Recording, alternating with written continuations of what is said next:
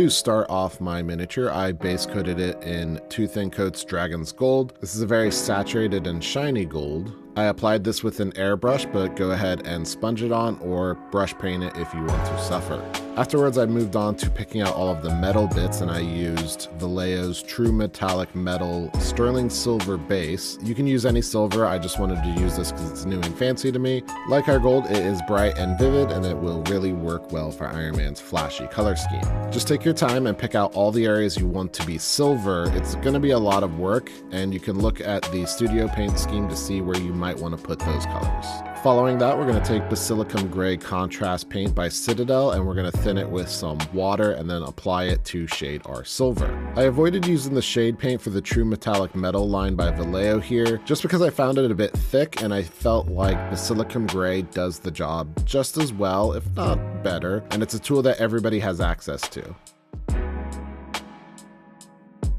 Next, let's start on the red, and for that we're going to use the True Metallic Metal by Vallejo's Ruby Red Airbrush to paint on this base coat. I prefer using the airbrush to the base color because it's already thinned and it goes on excellently. I really wanted to show off this red colored True Metallic Metal paint, and who better to show it off than Iron Man, who's famous for his hot rod red metallic color scheme. And let me tell you, this stuff is amazing. And I will talk a little bit more about my thoughts about it at the end of the video. But I will say, if you don't have access to this product, using red contrast over your gold will work okay.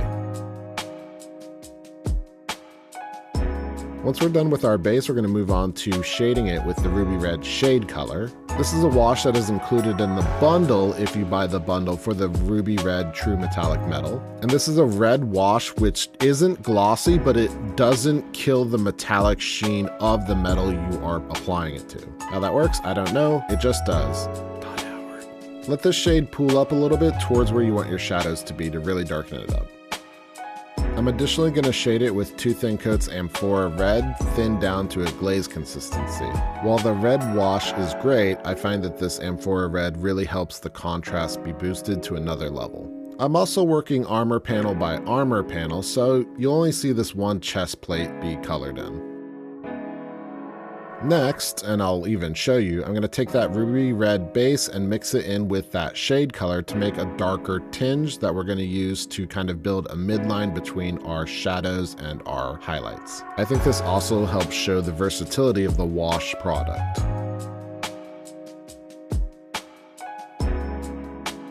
This stuff is very reflective, so it might be a little bit difficult to see, but here is our shadowing. Now we'll return with the ruby red base color and just start to reapply it towards our highlighted areas. Additionally, hit those bottom edges, which will have a secondary reflection point on them. Next, we're going to start highlighting, and we're going to do that by mixing our base and our light color for the ruby red metallic. And for that, we're going to start brushing towards the spot we want highlighted, so all your brush strokes should be going towards that direction, as well as we'll hit some of those bottom areas, which will have that secondary reflection point. Once you're completed with that, we'll take the pure ruby red light and we'll begin to edge highlight. So we're just going to be painting lines on the edges where we want that highlight to be brightest. This color is pretty pink, so don't overdo it, or you might overpower the red look.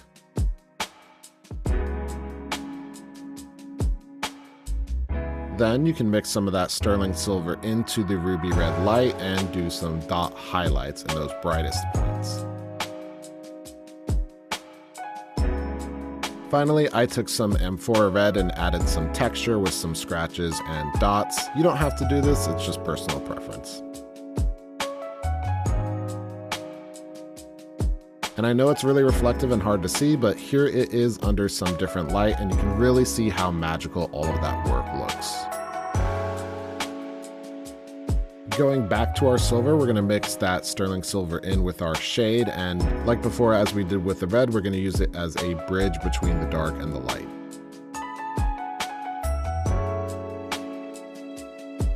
Following that, you can rebuild your base sterling silver towards your highlighted areas.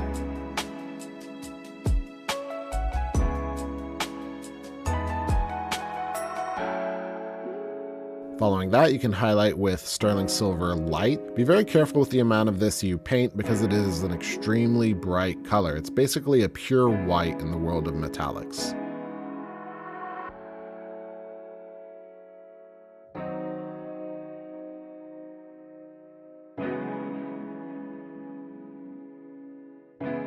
Right, then we're going to move on to our gold, and for that we're going to shade with Grunta Fur Contrast Paint by Citadel, thin down with water. Remember where you want your light to be hitting and apply your shadows in the opposite direction. When shading, your brushstroke should always be going towards those shadows.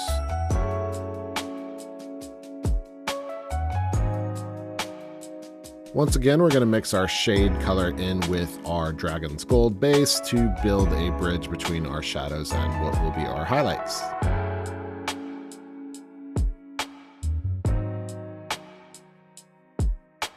After that, we can take our Dragon's Gold, not mix it with anything, and start to reapply it and rebuild our base color. And really, this shouldn't be a whole lot of painting. At this point, you're really just kind of starting your highlighting. And to continue highlighting, we're going to take Sterling Silver Light and mix it in with our Dragon's Gold, mostly Dragon's Gold, and we're going to begin highlighting with that. And be careful with the amount you apply because it is very bright, and the more you apply, the less your contrast will really show.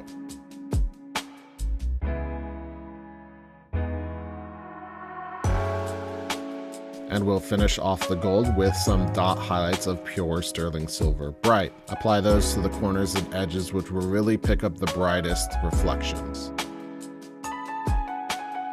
Next, let's work on the glowy bits, and for that we're going to take some thinned down white paint, and not super thin, as you can see by my thumb test. Very carefully apply it in those eyes, and I do mean carefully. You don't want to ruin any of that gold work you just did. You can also apply it in the arc reactor. And additionally, I airbrushed on some white towards that arc reactor. You can use a sponge if you would like. Following that, I loaded up my airbrush with some fluorescent blue and I began to spray it on that arc reactor. Now this is a difficult portion because there's really no right or wrong answer in how much of this blue you're applying. I added it too thin in my first attempt and I had to go back and do a little bit thicker. Just be careful that the paint isn't too thick that it completely destroys your white underpainting. I also painted the fluorescent blue into the eyes with just a brush. And if you feel like you applied too much fluorescent blue, go ahead and mix some white into that and repaint it into those areas you want brighter. We'll move on to the base, and to start we'll take AK 3rd Gen's Tenebrous Gray and just brush it on all over the smoke. Then I'm going to jump over to the Rocket Blast, and for that we're going to take P3 Arcane Blue and apply it all over the top portion. You might see that the concrete was painted. I have a YouTube short for that, go check it out. After that I'll take some Skulker Yellow by 2 thin coats and apply it on the middle point of that blast. Yellow is always such a pain in the butt to work with, so make sure you have a nice solid coat on there. To paint this blast, I'm going to be using a technique called wet blending, and to do that, I'm going to apply some of the yellow. It's going to be thinned with water, and then I'm going to clean my brush. I'm going to load it up with some of that arcane blue, also thinned with water, and brush them into each other. And because they're both wet, they're going to start mixing and changing the color into a nice blend between the two colors on the miniature rather than on your palette. Once again, yellow is difficult to work with, so this is going to be taking me a lot of back and forth to get the right effect. And once we have a blend that we feel happy with, we're going to take some arcane blue and reapply it towards the very top of that blast. This is going to build up to a brighter point, which will be the fire's hottest point. And I'm going to have that as the area where the blast is coming from.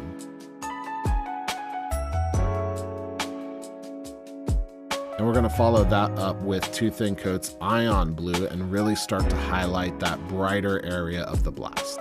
I'm doing this in lines following the texture of the blast so that it really looks like it's rocketing out of the boot. To continue on, we're going to take 2 thin coats Orange Flare and apply it towards the bottom of the blast.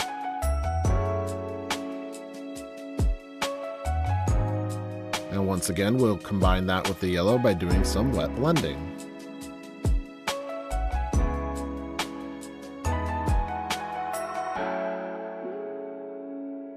Following that, we're going to take some thinned down Mephiston Red by Citadel and apply it towards the area where our blast connects with the smoke. I used my airbrush for this just because it's so efficient at applying some watered down paint, but if you did use your brush, make sure you wet blend your red into your smoke.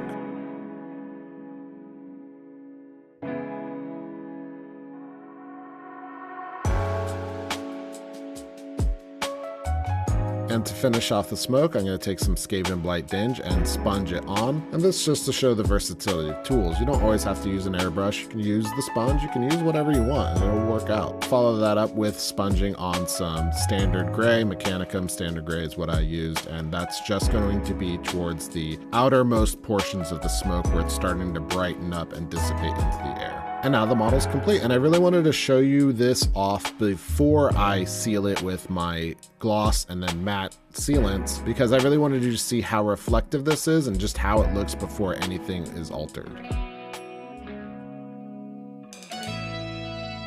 And here the Hulkbuster is all complete, and check out how gorgeous this model looks. As you can see, the gloss and the matte sealant that I used did kill a lot of the reflective nature of this metallic paint, but I do promise you that it does look very metallic in person and it looks badass. And I really want to take this time to talk about the product that made it happen, which is that true metallic metal paint. Honestly, the sterling silver didn't really impress me all that much, and you can use whatever silver you want to replace it. But the ruby red, in my opinion, is a must-have. I have tried different metallic red paints and they have not lived up to my expectations. I used to paint red contrast over metallics to get a metallic look, and that worked out okay, but this ruby red really is perfect. If you're painting Thousand Suns or Iron Man, definitely look into buying the bundle. And while the base in that bundle isn't so useful because the airbrush is so good, the shade and the light are definitely super great tools. The shade in particular is really interesting because it doesn't kill the shininess of the paint, but it is not a gloss shade. It's time to end the video, but if you liked it, leave a like, subscribe, comment, and I will catch you in the next one.